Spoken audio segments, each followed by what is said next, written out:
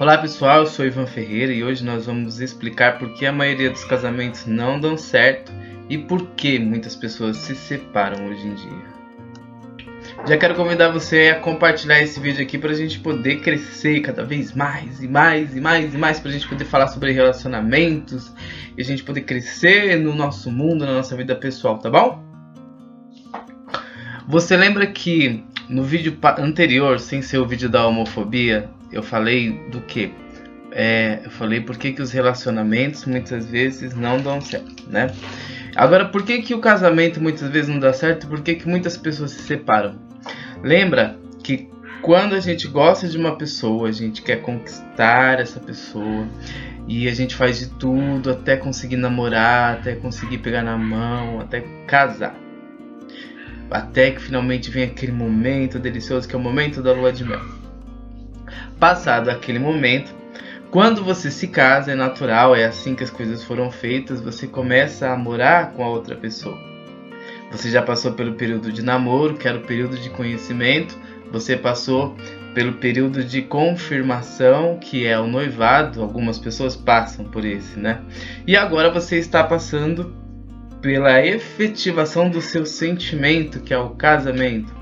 Aí você vai naquele dia lindo, maravilhoso, se casa, e tudo muito bom, tudo muito bem no começo do relacionamento. E aí você começa a viver a dinâmica da convivência. E na dinâmica da convivência, muitas vezes, você lidar com tudo aquilo que aquela pessoa veio de bom, as qualidades boas, mas também você lidar com todas as suas manias e limitações, ou seja, ou defeitos. As pessoas, quando elas vêm pra gente, elas vêm com sua história de vida, elas vêm com seu comportamento, elas vêm com o seu temperamento. E tudo isso precisa se adequar no processo de namoro e no casamento, então tudo isso precisa ser aperfeiçoado. Por quê? Uma vez que eu assumo um compromisso, acredita-se que o momento do casamento é um compromisso efetivado para sempre. Mas aí você começa naquela dinâmica do conhecimento, ou seja, você começa a dormir junto, você começa a acordar junto, você começa a sair junto. Muitas vezes, dependendo da empresa que você trabalha, você também começa até mesmo a trabalhar junto. E toda essa convivência, ou às vezes, muitas vezes, esse excesso de convivência, vai gerando na gente um processo de confiança, ou seja, já ganhou.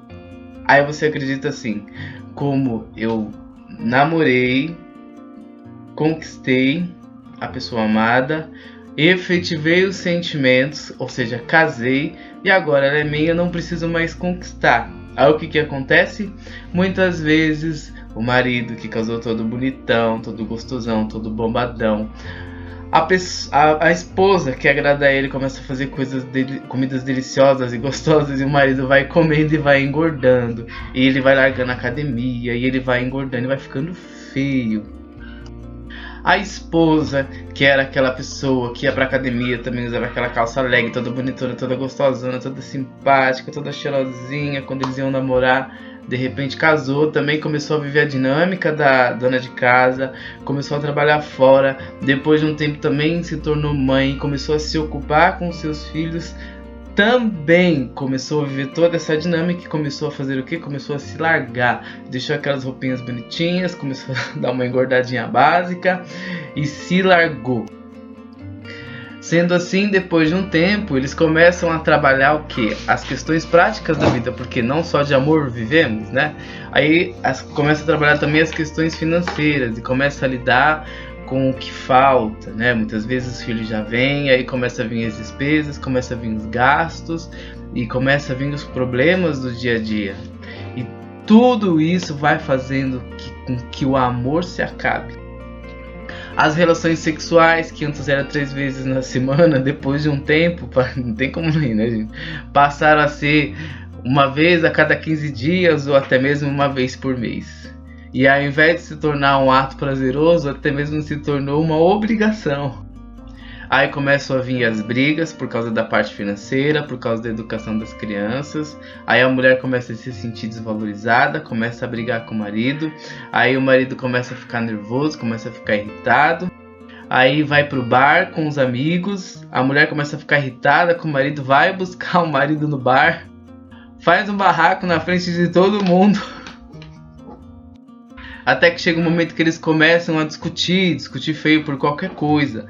Discutir por causa da toalha molhada em cima da cama, discutir por causa da cueca pendurada na torneira do banheiro, discutir porque não lavou a louça, discutir porque não fez as compras no mercado, discutir porque não fez a comida.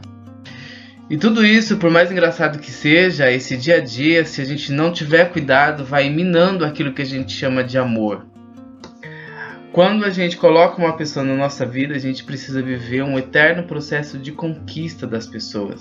Principalmente quando se fala de um relacionamento como um casamento. Não só de corpinho bonitinho se vive os casamentos, mas se vive principalmente de alimentar o sentimento que existe. Afinal, apesar do amor ser uma decisão, se ele não for trabalhado, as pessoas elas vão se sentindo desvalorizadas. Aliás, e falando sobre isso, muitos casamentos terminam muitas vezes por causa disso, por causa da falta de comunicação, né? Porque o outro não começa a entender, o outro começa a impor as suas vontades, o outro até mesmo quer manipular o casamento e por conta disso o casamento se acaba.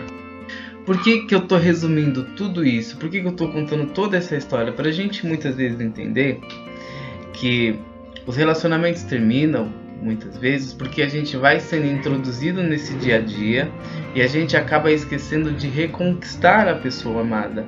Ou seja, você acaba esquecendo de cuidar, você começa a cuidar da casa, você começa a cuidar das coisas, você começa a cuidar das crianças, você acaba esquecendo de cuidar do relacionamento de vocês dois. Começam a vir as brigas e aí pelas brigas começam a vir os insultos e os desrespeitos, e junto com tudo isso vem o quê? As mágoas. Como ninguém aguenta isso durante muito tempo, se tudo der certo e não der mais nada errado, não vir as agressões físicas, o casamento termina. Muitas pessoas têm dito assim, mas o relacionamento de hoje é um relacionamento relâmpago, porque hoje em dia a moda é assim. Antigamente os casamentos demoravam 20, 30 anos para acabar. Mas não quer dizer que porque um relacionamento tinha 20, 30 anos, quer dizer que era realmente um relacionamento. Pode ser que os dois apenas viviam como amigos, a gente nunca sabe, né?